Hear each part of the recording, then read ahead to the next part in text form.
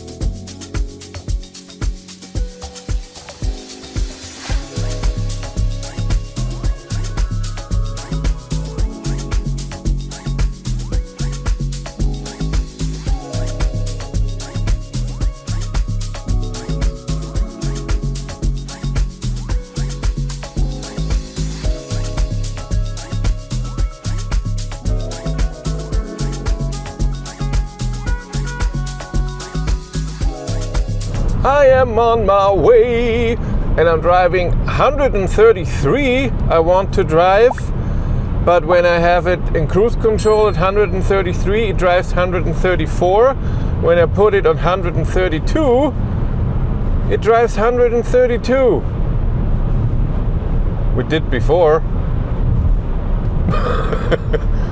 Well, maybe we keep it at this just to be sure. I didn't have to reset my trip because the car does it automatically when you lock and unlock the car. We have 4 trips in this car, but 3 trip data are only kilometers, and from start is kilometers, time and average consumption, and this is always reset every time you lock and unlock the car, so I can't stop when I'm driving here. This is awesome. I have all the assist things off that I don't like, which takes a bit. Charged to 100% like I said. My heat is on 22.5 degrees and very low air flow. I'm in eco mode, so less power, but hopefully also less consumption.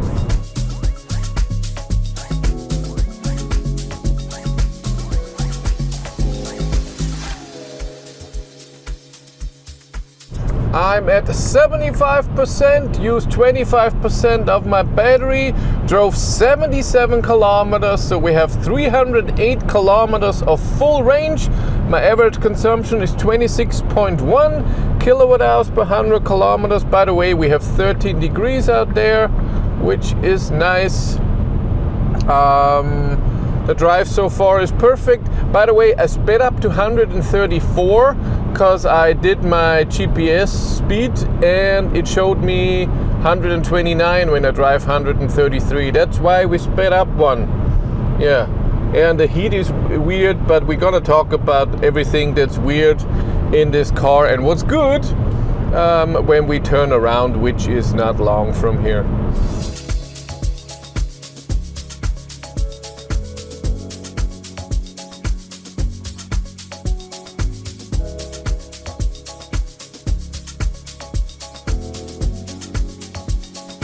And if you want to know what's happening behind the scenes, I started vlogging on my 3rd channel, Behind the Battery. So everything that happens around the car, or if I get new info about something, really awesome. Subscribe and watch.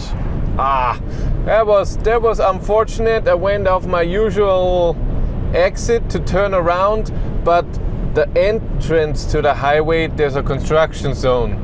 So I couldn't get on. I had to go back on the highway to the next, and the next is horrible because there are two lights. They're always red. Why am I driving so fast? I lose a lot of time. Damn it. Well, let's talk about XPeng G6 all-wheel drive performance, how it is on the highway at 130 kilometers an hour. There are some weird things, there are some good things, like I said before. So the good thing, steering assist when it's on works pretty well, I have to say. It's not moving around, it keeps it on a thing. Lane change assist is also nice. It gives you that symbol, and it's an arrow to the left, but it also means you can go to the right if it's available, and it does it in a good speed. I use it the whole time. It's nice. I like it. It's nice and quiet in here at 130. The road noise is okay. The seats are a bit slippery, but they're okay comfortably. I like that. The suspension seems to be okay and comfy. We can go faster again.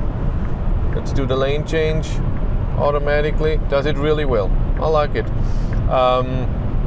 But now to the weird things. Number one is the climate. When I put the car in eco, instantly got cold in here. I thought, oh, the heat is not working, but I put the temperature up, and then I see when it's starting to heat again, so it works. But you have to go up to 27 degrees till it starts heating. It's not 27 degrees in here. Then the cruise control speed. You already seen that it drives a kilometer an hour faster than what you set. What is that? But when you get close to a car, we'll see if we have that here now, it starts to speed up. So there's a car in front of me where I have to slow down, and before it started to speed up. No, not now. But it happened twice to me already. That suddenly I was driving 136, and I was, well, why is this? Other than that, the drive is pretty okay. I haven't found the resume function. So when I press this button to turn it back on, it takes the speed you're driving right now. When I did this, it did it as well. So maybe it's like Tesla, no resume button. I thought though it did it. Maybe if I do it lightly or something, I will investigate a bit more.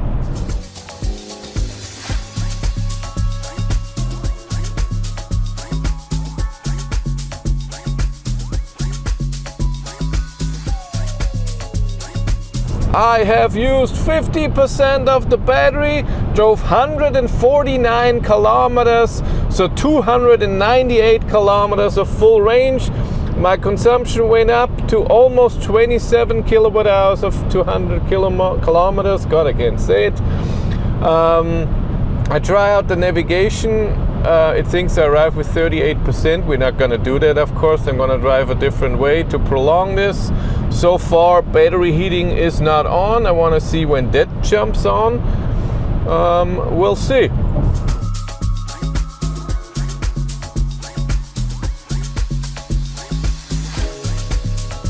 I turned around, navigated back since before, and now it says I will arrive with 13% and 41 kilometers of range left. And we'll see. Like I said, navigation, when you get close under a kilometer, it goes down in weird numbers. So not in 50 meters or 100 meters, it's 73, then 35 meters. I don't know, it's weird. But this is a lot in Chinese cars. Consumption is now 27.2. We'll see if we arrive with this. I'm not going to do a charging test right now, maybe not even today, because it's going to rain in 2.5 hours. That's gross. I don't want that. And also the charger where I started to cannot charge as fast as this car can charge. The car can charge with 450 kilowatt. In the surroundings, I only have a 400 kilowatt charger, and the one we are at is a 300 kilowatt charger, so we'll see. I think 31 minutes for 62 kilometers. That sounds like an average of exactly 120. So we'll see. That should be spot on.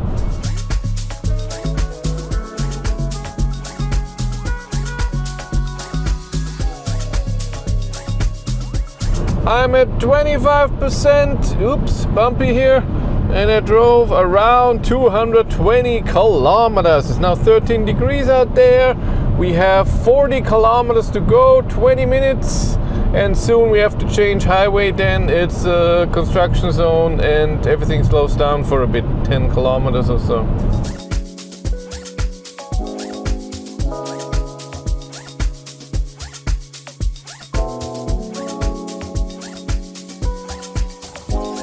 If you want to charge for free, you have to use Andcharge. Andcharge is an app, you install it on your phone, and when you are at a charger, you rate the charger. You give Andcharge a few information about the charger, and for this you get kilometers and stars. And these you can exchange for charging credit. Use the link in the description below to get 20 kilometers to start with.